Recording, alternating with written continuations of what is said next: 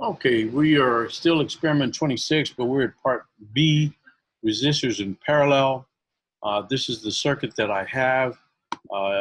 You need to convince yourself that it is the same as what is shown in figure 26.2. You can see we have a battery, a switch, an ammeter.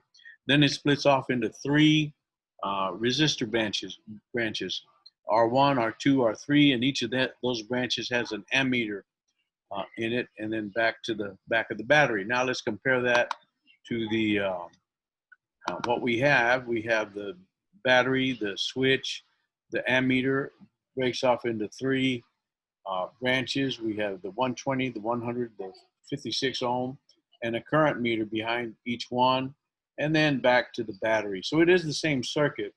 It's just contorted a little bit just for space constraints. Now, I've calculated for a parallel. Remember, when you have a parallel circuit, the equivalent resistance is always less than the smallest resistor. So we have a 120, a 100, and a 56.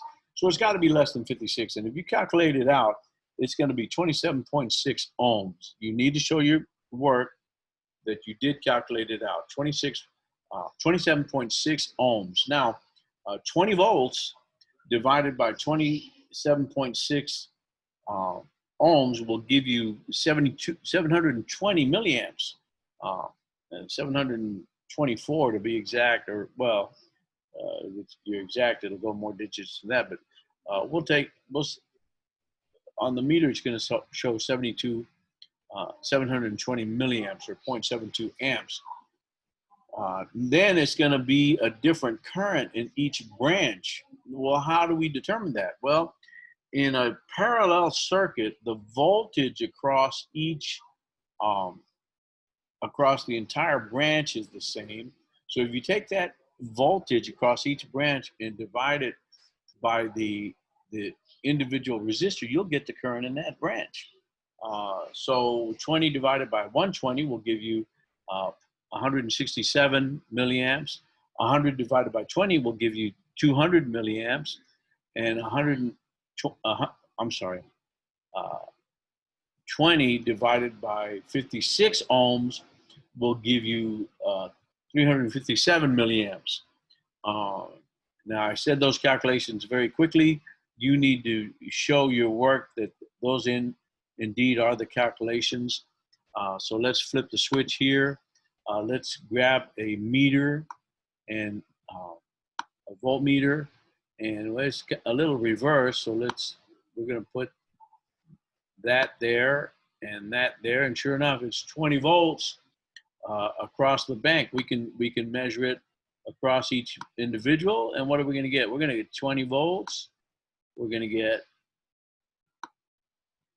20 volts, and move it down. We're going to get 20 volts. So across a bank of parallel resistors, the voltage is the same, but the current breaks up and is determined by the voltage divided by the individual resistor. Let's move the voltmeter out now that we've determined that the voltage is 20 volts across each of those capacitors. And now we just read off the currents.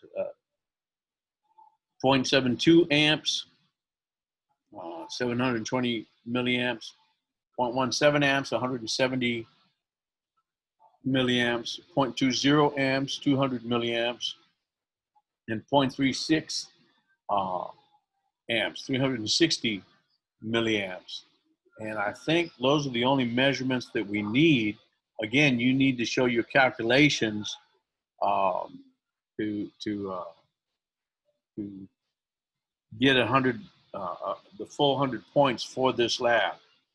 Okay, we'll open it up. And next, we're going to do a series parallel circuit.